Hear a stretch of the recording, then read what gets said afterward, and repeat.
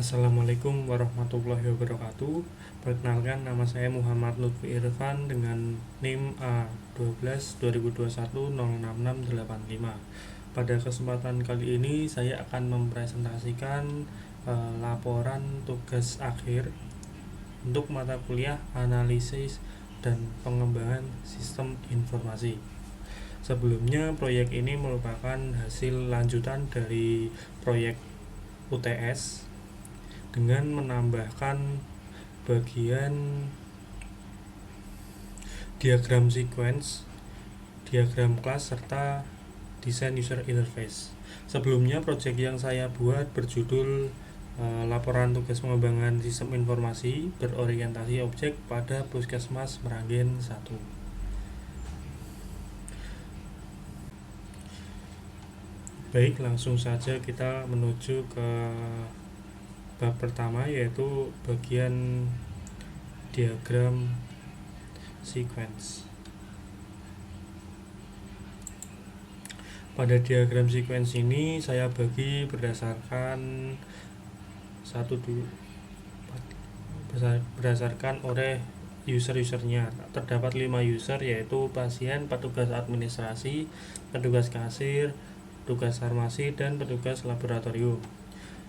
Yang pertama yaitu diagram sequence untuk user pasien. Di sini terdapat diagram sequence untuk aktivitas login pasien. Di sini pasien akan merequest halaman login ke halaman login, kemudian halaman login akan memberikan respons berupa halaman login yang berisikan form username dan password. Nah, setelah itu pasien akan mengisi username dan password tersebut. Kemudian dari halaman login, username dan password tersebut akan dikirim ke controller login. Baru dari controller login ini akan dikirim ke database. Nah, pada database ini akan dilakukan validasi data. Jika validasi gagal, maka akan ditampilkan pesan error ke pasien. Dan jika berhasil, maka akan merequest dashboard ke halaman dashboard. Nah, kemudian halaman dashboard ini akan ditampilkan ke pasien.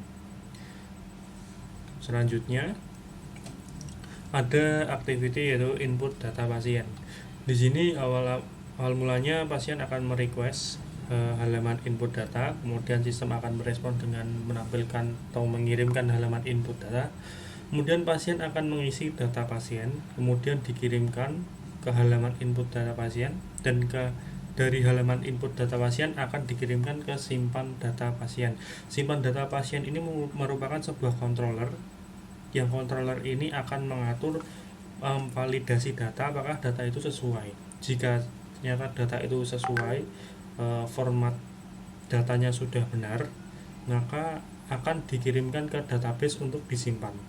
Kalau salah, maka akan ditampilkan pesan error ke pasien. Oke, selanjutnya untuk user petugas administrasi. Di sini ada use case pertama, ada diagram sequence untuk use case login. Login ini hampir sama dengan pasien, yaitu petugas administrasi merequest halaman login, kemudian sistem akan merespon dengan memberikan halaman login. Kemudian petugas administrasi akan mengirimkan atau mengisi password, username dan password ke halaman login dan dikirimkan ke controller login. Controller login ini akan mengirimkan login data ke database dan akan divalidasi oleh database data tersebut. Jika validasi gagal, maka akan ditampilkan pesan error, dan jika berhasil, maka sistem akan memberikan request ke halaman dashboard, dan halaman dashboard tersebut akan langsung ditampilkan ke user. Untuk selanjutnya ada input data pasien, yang ini dilakukan oleh petugas administrasi, sama seperti diagram sequence-nya hampir sama seperti yang dilakukan oleh pasien, yaitu request halaman input data terlebih dahulu oleh usernya. Kemudian sistem akan memberikan halaman input data, kemudian petugas administrasi akan mengisi data pasien tersebut. Kemudian data akan dikirimkan, dan oleh controller simpan data pasien ini akan divalidasi. Jika validasi berhasil, maka akan disimpan di dalam database. Apabila validasi gagal, maka akan ditampilkan pesan error ke user. Selanjutnya ada use case untuk cetak diagram sequence untuk use case cetak kertas pemeriksaan. Pertama-tama tugas administrasi atau user akan merequest halaman ke halaman cetak kertas pemeriksaan. Kemudian sistem akan merespon dengan memberikan halaman cetak. User akan men-scan barcode atau memasukkan ID pasien. Nah, ID pasien ini nantinya akan dikirim ke controller cetak kertas pemeriksaan dan kemudian dikirim ke database untuk dicari apakah ada data pasien dengan ID tersebut. Jika tidak ditemukan, maka akan dikirimkan pesan error ke user. Jika ditemukan, maka data pasien tersebut akan dikembalikan ke controller cetak kertas pemeriksaan untuk melanjutkan ke tahap cetak kertas pemeriksaan. Selanjutnya untuk cetak kertas rujukan. Di sini petugas akan pertama-tama merequest ke halaman cetak surat rujukan, kemudian akan dikirimkan halaman cetaknya.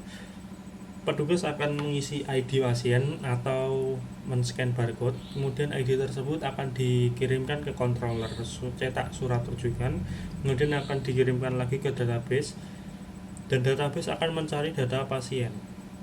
Dan ketika tidak ditemukan, maka akan tampil pesan error, dan jika ditemukan, maka database akan mengirim ke controller cetak surat rujukan, kemudian mengirimkannya ke halaman cetak surat rujukan. Nah, di sini fungsi pengiriman data pasien ke halaman cetak rujukan ini untuk otomatis mengisi form rujukan yang berupa data-data pasien, jadi agar tidak mengisi secara manual. Nah, setelah itu halaman cetak surat rujukan akan mengirimkan form rujukan ini yang telah terisi data pasien secara otomatis.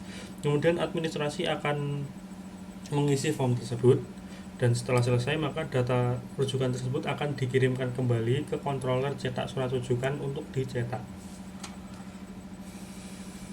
Selanjutnya untuk cetak surat keterangan tidak begitu berbeda dengan cetak surat rujukan.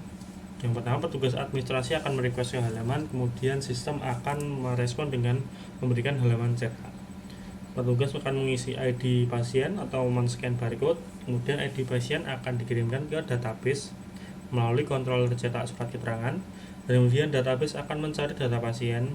Jika tidak ditemukan, maka akan dikirim pesan error ke petugas administrasi.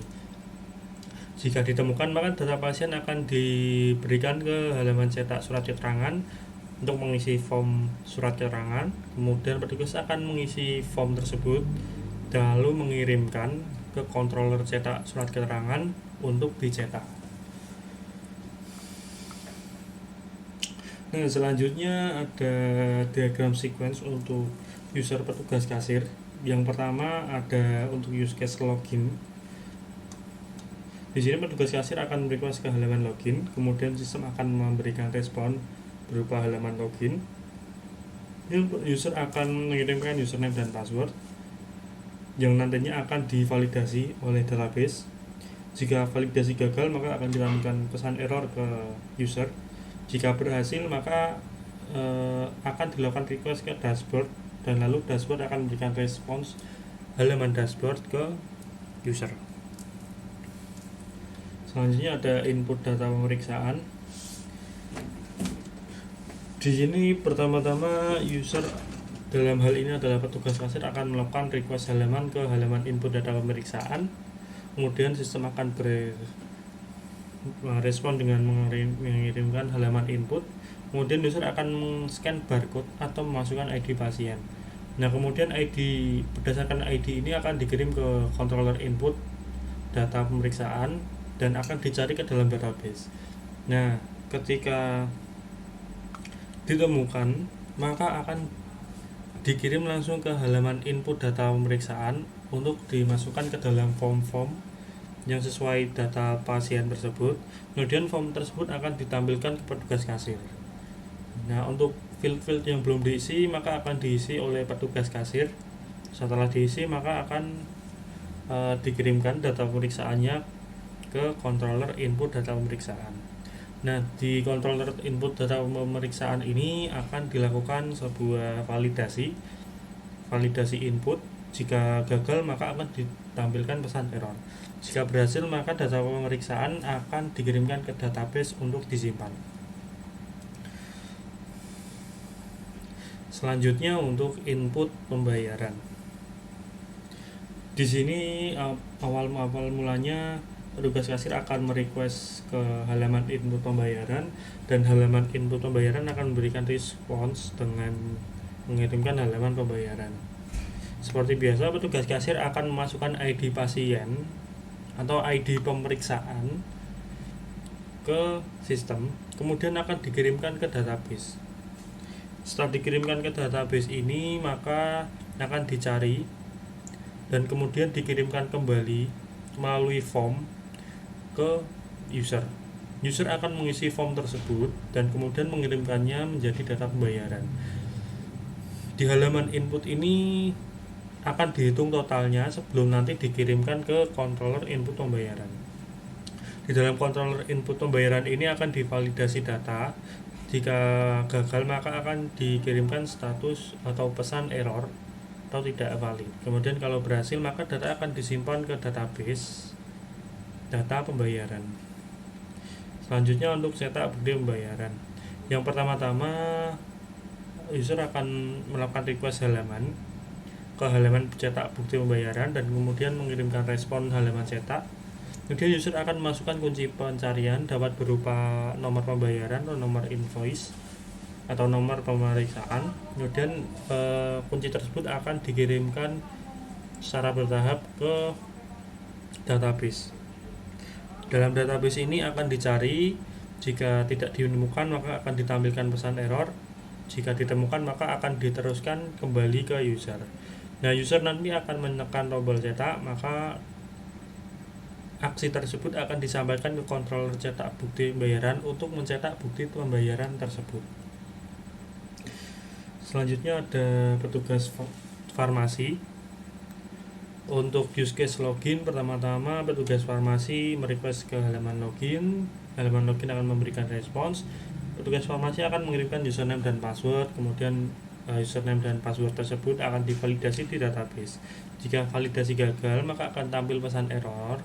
Jika validasi berhasil maka sistem akan melakukan request ke dashboard dengan menggunakan halaman dashboard, dan setelah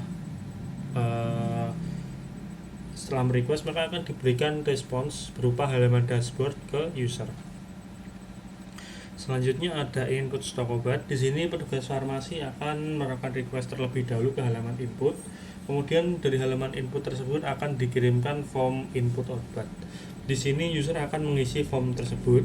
Kemudian data obat akan dikirimkan dari user ke halaman input stok obat. Kemudian diteruskan di controller input stok obat dan akan divalidasi terlebih dahulu di controller tersebut. Jika ternyata tidak valid maka akan ditampilkan pesan error ke user. Jika ternyata valid maka data akan diteruskan ke database untuk disimpan. Selanjutnya ada input resep obat.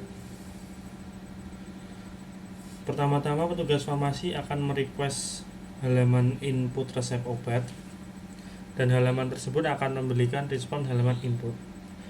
Dan user akan melakukan scan barcode atau memasukkan ID. Di sini ID akan dikirimkan ke database melalui controller input, dan database akan mencari ID tersebut. Jika terdapat ID tersebut maka akan dikirimkan kembali ke user dalam bentuk form seperti input sebelumnya. Nah, untuk form ini nantinya akan diisi secara manual field-field yang belum lengkap, dan kemudian nanti akan dikirim menjadi data resep obat. Data resep obat ini oleh controller input resep obat akan divalidasi. Jika valid maka akan dikembalikan ke user, dan jika tidak valid maka akan ditampilkan pesan error ke user. Jika valid maka akan disimpan ke database. Selanjutnya ada petugas laboratorium. Di sini untuk use case login, petugas laboratorium pertama-tama akan merequest ke halaman login. Kemudian halaman login akan memberikan respons berupa halaman login, dan kemudian user akan mengirimkan username dan password. Dan database akan memvalidasi username dan password tersebut. Jika valid, maka akan request dashboard dan dashboard akan ditampilkan ke user. Jika tidak valid, maka akan ditampilkan pesan error ke user. Selanjutnya ada input hasil laboratorium. Di sini ada pertama kali yaitu request halaman ke halaman input hasil laboratorium. Kemudian akan diberikan respons berupa halaman input. Kemudian user akan mencari atau memasukkan kunci pencarian, dapat men-scan barcode atau memasukkan ID yang kemudian akan dikirimkan ke database. Di database ini akan mencari data tersebut dan kemudian akan dikirimkan lagi berupa bentuk form seperti yang sebelumnya ke user. Dan user ini akan mengisi field-field yang belum terisi, kemudian akan mengirimkannya ke controller untuk divalidasi terlebih dahulu. Jika tidak valid, maka akan ditampilkan pesan error. Jika valid, maka akan dilanjutkan untuk disimpan ke database data laboratorium. Kemudian ada diagram sequence untuk cetak surat hasil laboratorium. Di sini user pertama kali akan merequest halaman, kemudian halaman tersebut akan merespons dengan mengirimkan halaman cetak. Nah, kemudian user akan memasukkan kunci pencarian. Kunci pencarian ini akan dipasing dari controller cetak hasil laboratorium ke database. Dalam database ini akan mencari data sesuai kunci pencarian. Jika tidak ditemukan, maka akan ditampilkan ke user, dan jika ditemukan, maka data tersebut akan dikembalikan ke controller. Nah, pada controller ini akan dicetak surat hasil laboratorium. Baik, selanjutnya kita akan lanjut ke diagram kelas.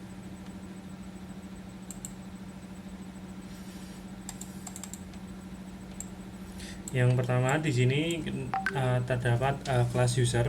Di sini mempunyai atribut public yaitu ID user dan username. Yang keduanya ini bertipe varchar. Kemudian di kelas user ini memiliki satu private atribut yaitu password dengan tipe varchar. Metode yang ada di user ini yaitu login, create, read, update, dan delete. Nah, kelas user ini memiliki dua kelas turunan, yaitu kelas pasien dan kelas pegawai. Pada kelas pasien ini terdapat atribut sebagai berikut, yaitu ID pasien berupa varchar, nama dengan tipe varchar, tanggal lahir dengan tipe date atau tanggal. Kemudian ada alamat dengan tipe varchar, golongan darah dengan tipe varchar, nomor HP dengan tipe varchar. Dan metode yang ada pada kelas pasien ini yaitu create, read, update, dan delete. Selanjutnya ada kelas pegawai yang merupakan turunan dari user, yaitu terdapat atribut ID pegawai dengan tipe varchar, nama varchar, kemudian tanggal lahir date, ada posisi varchar, kemudian role integer. Role ini untuk membedakan petugas administrasi, tugas farmasi, dan lainnya. Kemudian ada nomor HP bertipe varchar dan alamat bertipe varchar. Metode pada kelas ini yaitu create, read, update, dan delete. Nah, pada kelas pegawai ini mempunyai satu turunan kelas lagi yaitu kelas dokter. Di sini kelas dokter ini memiliki atribut yaitu ID dokter berupa varchar, kemudian ada spesialisasi varchar, nama poli varchar, dan nomor STR varchar. Dan metodenya ada create, read, update, dan delete. Selanjutnya kita kembali ke pasien. Di pasien ini terdapat satu relasi yaitu transaksi, yaitu satu pasien memiliki satu atau lebih transaksi. Namun satu transaksi hanya dimiliki oleh satu pasien. Nah, kelas transaksi ini memiliki atribut yaitu ID transaksi berupa varchar, tanggal transaksi berupa date, jenis transaksi berupa varchar, total berupa integer, dengan metode create, read, update, delete. Kemudian ada detail transaksi yang merupakan generalisasi ke transaksi. Di sini detail transaksi ini memiliki atribut yaitu ID transaksi berupa varchar, jenis pemeriksaan berupa varchar, ID resep obat berupa varchar, ID pemeriksaan varchar, ID resep obat berupa varchar, dan memiliki metode create, update, dan delete. Selanjutnya kita kembali ke tengah. Di sini terdapat sebuah kelas yaitu kelas pemeriksaan. Nah, kelas pemeriksaan ini berelasi dengan pasien dengan derajat relasi sebagai berikut. Saat pasien memiliki 0 atau lebih pemeriksaan, sedangkan satu pemeriksaan itu hanya dimiliki oleh satu pasien. Kemudian kelas pemeriksaan ini juga berelasi dengan pegawai, yaitu pegawai melakukan satu atau lebih pemeriksaan dan pemeriksaan dilakukan satu atau lebih pegawai. Pada pemeriksaan ini atributnya semuanya berupa varchar, yaitu atributnya antara lain ID pemeriksaan, ID pasien, jenis pemeriksaan, tanggal pemeriksaan, ID dokter, hasil pemeriksaan, dan status pemeriksaan. Nah, kemudian untuk metode yang ada di pemeriksaan yaitu create, update, delete, serta cetak. Kemudian kita kembali ke bawah. Di sini terdapat kelas surat. Kelas surat ini berelasi dengan kelas pegawai, yaitu pegawai dapat membuat 0 atau lebih surat, sedangkan surat tersebut dapat dibuat hanya oleh satu pegawai saja. Nah, pada surat ini terdapat 3 atribut, yaitu nomor surat bertipe varchar, ID pasien bertipe varchar, tanggal dikeluarkan berupa date. Nah, kemudian untuk metode yang ada pada kelas surat itu ada create, update, delete, dan cetak. Kelas surat ini juga memiliki 3 kelas turunan, yaitu surat rujukan, surat keterangan, dan surat hasil laboratorium. Untuk surat rujukan ini terdapat 4 atribut, yaitu ID surat rujukan varchar, ID pemeriksaan berupa varchar, tujuan rujukan berupa varchar, dan tanggal rujukan berupa date. Kemudian metode yang ada pada surat rujukan yaitu create, update, delete, dan cetak. Kemudian selanjutnya pada surat keterangan terdapat ID surat keterangan berupa varchar, ID pemeriksaan berupa varchar dengan metode create, update, delete, dan cetak. Selanjutnya untuk surat hasil laboratorium terdapat ID surat laboratorium berupa varchar, ID surat hasil laboratorium berupa varchar dengan metode create, update, delete, dan cetak. Selanjutnya kita akan ke kelas resep obat. Sebelumnya terdapat kelas hasil laboratorium yang memiliki relasi dengan surat hasil laboratorium, yaitu satu hasil laboratorium hanya dapat dicetak satu surat hasil laboratorium, dan sebaliknya. Pada atribut yang ada pada kelas hasil laboratorium ini terdapat 7 atribut, yaitu ID hasil laboratorium berupa varchar, ID pasien berupa varchar, tipe uji laborat berupa varchar, tanggal uji laborat berupa tanggal atau date, kemudian ID penguji berupa varchar, ID pemeriksaan berupa varchar, dan hasil berupa varchar. Kemudian metode yang ada pada kelas hasil laboratorium yaitu create, update, dan delete. Selanjutnya kita akan berpindah ke kelas resep obat. Di sini kelas resep obat memiliki satu turunan yaitu detail resep obat atau generalisasi yaitu detail resep obat. Pada resep obat ini juga berrelasi dengan kelas dokter, yaitu dokter dapat membuat 0 atau lebih resep obat, sedangkan satu resep obat hanya dapat dibuat oleh satu dokter saja. Selanjutnya kelas resep obat ini memiliki 4 atribut, yaitu ID resep berupa varchar, ID pemeriksaan berupa varchar, tanggal resep berupa date, dan ID dokter berupa varchar. Untuk metode pada kelas resep obat ini yaitu create, update, dan delete.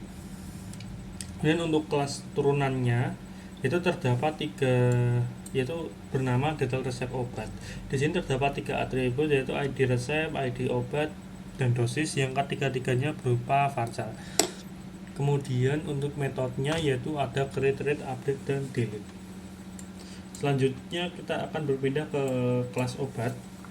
Di sini kelas obat berelasi dengan kelas stok obat. Dengan relasi satu stok obat, satu obat memiliki satu atau lebih stok obat, sedangkan satu stok obat hanya dimiliki oleh satu obat. Kemudian atribut dari kelas obat ini terdapat ada 4, yaitu ID obat berupa varchar, nama obat berupa varchar, jenis obat berupa varchar juga, dan kemudian ada dosis tipe flow. Kemudian untuk metode ini terdapat 4 metode, yaitu create, read, update, dan delete. Untuk kelas stok obat sendiri ini terdapat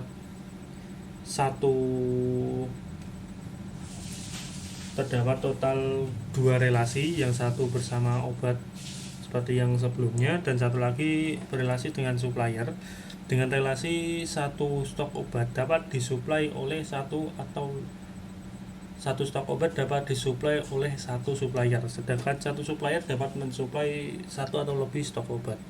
Nah, pada stok obat ini terdapat 5 atribut, yaitu ID stok obat berupa varchar, ID obat berupa varchar, dan ID supplier berupa varchar, stok berupa varchar, dan harga by integer. Metode yang ada pada stok obat ini yaitu create, read, update, dan delete. Selanjutnya pada kelas supplier, di sini memiliki 4 atribut yang semuanya berupa varchar, yaitu ID supplier, nama supplier, alamat supplier, dan nomor telepon. Metode yang dimiliki oleh kelas supplier ini ada 4, yaitu create, read, update, dan delete. Baik, selanjutnya kita akan melanjutkan ke bagian desain user interface. Di sini desain user interface-nya juga saya bagi berdasarkan user yang menggunakan.